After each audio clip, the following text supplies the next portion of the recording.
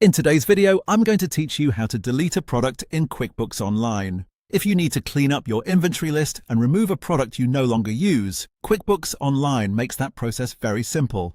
In this walkthrough, I'll show you exactly where to click and what to expect along the way so you can do it quickly and confidently. To begin, look over to the left-hand side of your QuickBooks Online screen and click All Apps. This is where you can access different sections of your account, including the tools related to products and inventory. If you don't immediately see what you need on your main dashboard, All Apps is a helpful place to start.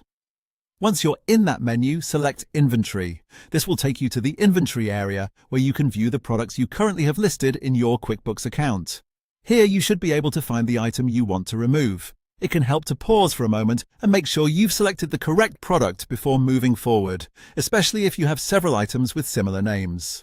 After you locate the product you want to delete, look for the caret icon next to that product.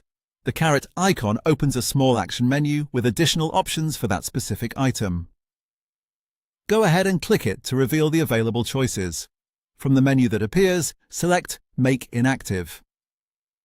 In QuickBooks Online, products are typically not permanently deleted in the traditional sense. Instead, making a product inactive removes it from your active inventory list so it no longer appears as an item you're currently using. This is useful because it helps keep your records organized without disrupting past transactions connected to that product. When prompted, confirm your choice. This final confirmation step is there to make sure you really want to remove the product from active use. Once you confirm, the product will be made inactive. And there you go. That's all it takes to delete, or more accurately, make a product inactive in QuickBooks Online.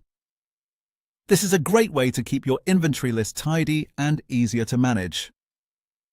If you're reviewing old or discontinued items, repeating this same process can help streamline your records and reduce clutter inside your account.